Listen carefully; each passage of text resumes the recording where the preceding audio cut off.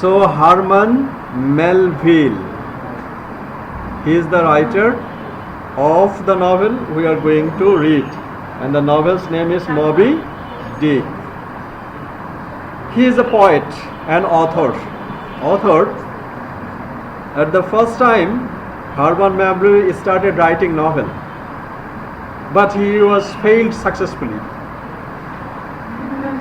and for this reason he started writing poems. Okay, let's see. Celebrated American author Herman Melville wrote Moby-Dick and several other sea adventure novels before turning to poetry.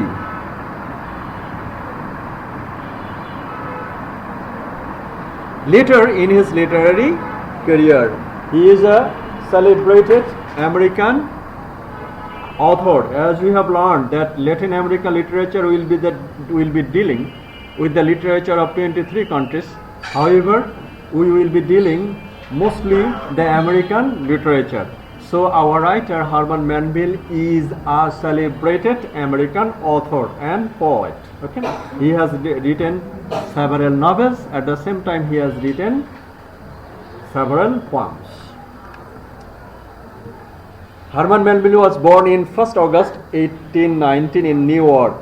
You look, this is the map of US. Okay.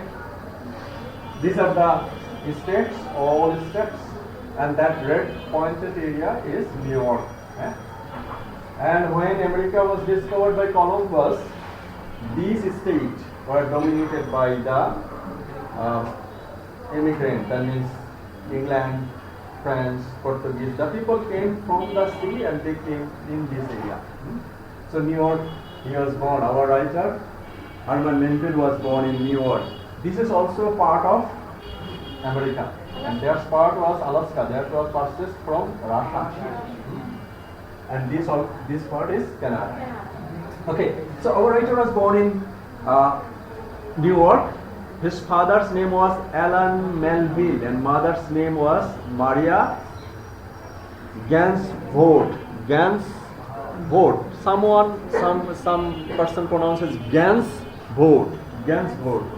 His father was a wealthy merchant, and they belonged to a wealthy Dutch, relating to Netherlands and its people or their language.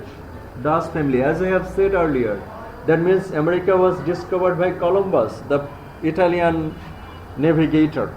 And after that, the people from France, Russia, Germany, England, they came to USA. And they were the dominant population. So our writer Herman Melville's family background went back to the Netherlands origin. His father and mother were Dutch origin. However, they had been living in New York for a long time. When Melville was 9 years of age, his father's business suffered a great loss and became bankrupt.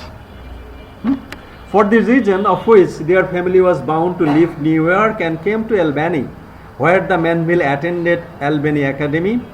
Melville had several brothers and sisters, of whom Melville was in third position, and his father died in 1832. Melville had been studying in this academy, that is Albany Academy. The Albany Academy is located in New York and situated in the northeastern United States along the Hudson River. Okay, so this Albany area, our writer started his academic life. It is the positioned within the capital district, roughly 135 miles north of New York. So, north of New York. Who is the area? That Albany Academy. He started his education in Albany Academy. Melville had a chance to study only for 3 years in the Albany Academy. He has to leave academy for the death of his father and also for the straitened condition. That means economically poor condition is called straitened condition. For the cause of the straitened condition of their family, Herman Melville left school only after 3 years. That means he studied only 3 years. And for this reason, I say that actually experience is the great teacher. You can learn many things by reading books. At the same time, you can learn many things by traveling, observing, by touring, just like Ibn Battuta. So our writer Herman Melville studied only 3 years first time. Then he left school. But in 1834, and he working for the poor condition, economic condition of their family, he started working as a clerk in a bank. But in 1834, Melville went to Massachusetts.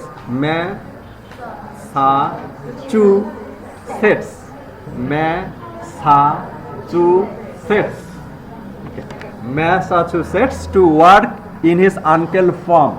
We know that America is a vast area, okay, and they had farming of several cattle farming were there, and he started working in this cattle farm. So his first job was a bank clerk, and next time he started working as a laborer in a farm, his uncle's farm, and that is Massachusetts.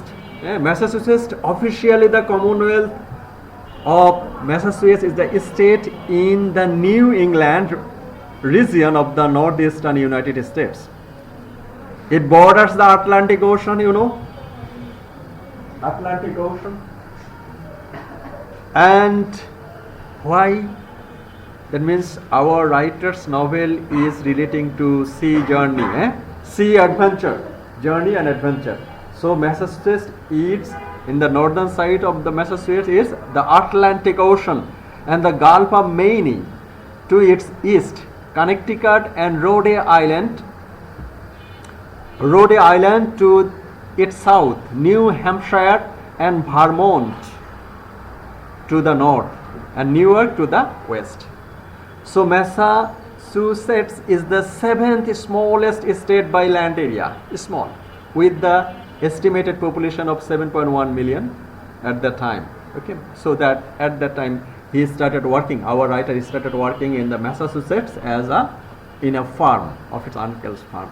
Again, from 1835 and 1837, he returned to Albany to help his elder brother in their shop left by his father, and simultaneously he had been studying in Albany Classical School. Now he has got again after a long gap, and after a long gap, during the gap, he had experience working as a clerk and also the experience of working in a farm.